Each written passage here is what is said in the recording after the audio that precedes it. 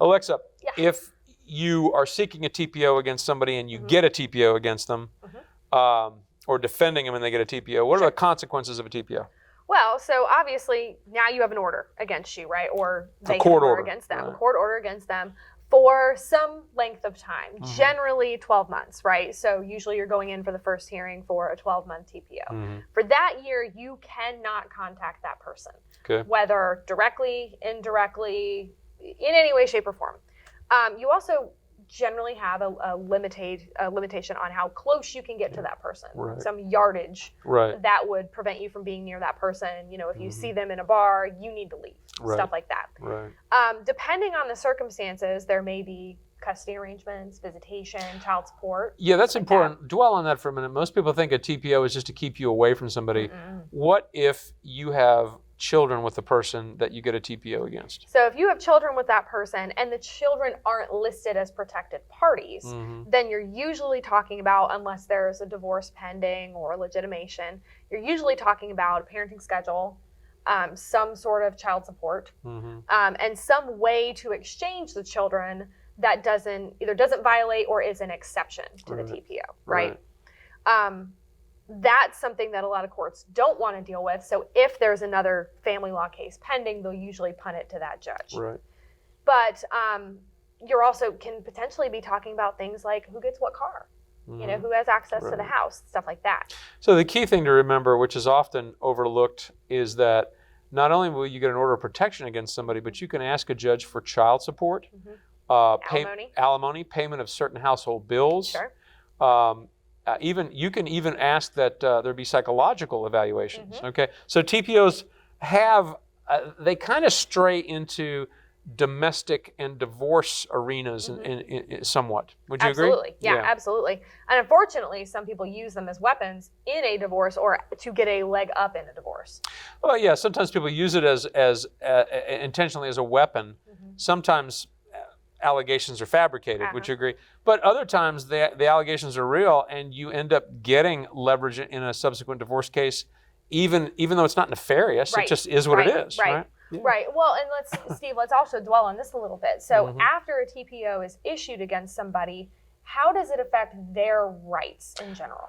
Okay, in two major areas. The first one is if you are convicted, say, of rape or robbery or DUI, your Georgia Criminal Information Computer, that's a database in Georgia maintained by the GBI, the Georgia Bureau of Investigation. It's synonymous with what we call your criminal history. Your Georgia criminal history, we call it your GCIC. If we pull up yours, for example, I'm sure it would have your name on it and nothing. Okay. Most people in Georgia has their name and nothing there.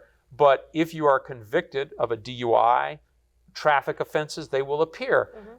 If you've been arrested, it'll appear as arrest for DUI, and then below that it'll say disposition and sentence. You know, were you convicted of reckless driving or DUI, and what were the major terms of your sentence? That'll all show up on your GCIC.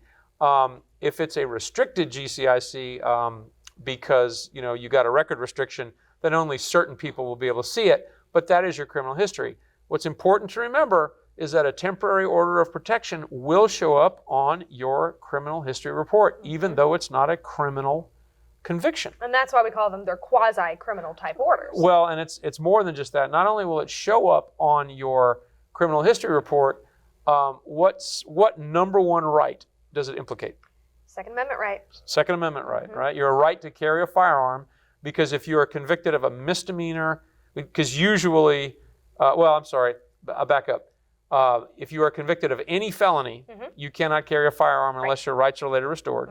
If you are convicted of a misdemeanor act of domestic violence, you cannot carry a firearm. Well, and it's not just carrying; it's owning and possessing. Owning, possessing, carrying, right? And if you have been found to be the perpetrator under a domestic violence order, a TPO, you can't carry a firearm during the duration of the TPO. So if you have a 1-year protective order granted against you, you can't carry a firearm. Right. And what if you have a 3-year or indefinite one? Unfortunately, those rights can't be restored either during that 3-year period or ever during that permanent protective order, unfortunately. Right. Now, what if you're a hunter or you like fire, you shooting guns? Can you do it? Sorry, no. Okay. What if you're a police officer or in the military?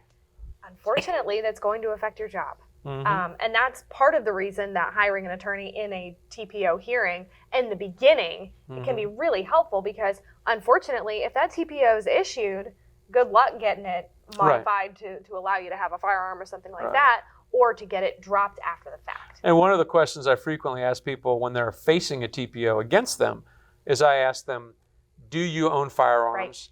Do you need to possess a firearm in your job? And I sometimes ask victims, does the perpetrator need a firearm in his or her job? Right. It's an important question to ask. Yeah. Now, the consequence, or is there a consequence, if you violate a TPO beyond like contempt of court or something? Well, if you violate a TPO, we should probably also talk about how you can violate it. If you violate a TPO, the district attorney can pick up the case under the aggravated stalking statute, which is a felony. Right. Okay. Or you could go back in front of the same judge that issued the TPO for contempt and violation of the TPO. So there's some discretion in the courts. And I would say, based on experience, it depends on how flagrantly you violate the TPO. And how good the evidence is, too. And that's part of the picture. But what are some of the ways, Alexa, that you've seen people who have violated TPOs? Contacting the petitioner. Okay. Number one way. Okay. What? And I know you've heard this. What if somebody calls and says, "There's a TPO issued against me, and the victim contacted me"? Doesn't matter. They can do that. The petitioner doesn't have. It's not a reciprocal thing. So the petitioner can contact you. They probably shouldn't, and it really does kind of kill their credibility when you're talking about why they needed the TPO in the first place. But you can't answer the phone. You can't respond. So if the victim contacts me and I respond, and then they try to bring me into court for contempt or aggravated stalking, I can defend myself by saying they reached out to me. They can't be held in contempt. Right. But I may or may not be in trouble within the discretion of the court. Within the discretion of the judge, exactly. Yeah. So depending on what the contact was and how you responded, if it was, please don't contact me, then you're probably looking pretty good. If it's... Let me ask you another question. What if the TPO is against me, like you got a TPO against me, and I ask my buddy Rob to contact you and ask you a question? Am I violating the TPO? You are. It's indirect contact. Indirect? Indirect contact. Okay. Yep. All right. Now, it'll also kind of depend on what it is, because let's say, two people have children together and they're only allowed to contact one another about the children. That's not going to be a violation of the protective order, so long as they're within those specifications. Or they can communicate through XY third party to communicate about certain issues. So let me ask you this. Can you craft a TPO if you're a judge or an attorney to take those things into consideration? Absolutely, you can. Okay. Is that a good reason to hire an attorney? Absolutely it is, because if you're going to go in front of a judge without representation, you're not going to know to ask those things. Right. You may not even know to bring up, oh, hey, by the way, we need the ability to communicate about X, Y, and Z bills, for example. Okay. Because those are in his or her name, and I've got to be the one to pay it. So the bottom line is, if you're facing a TPO where it may be granted against you, give us a call at Shewmaker and Shewmaker. If you're seeking a TPO, also give us a call. We're happy to talk to you.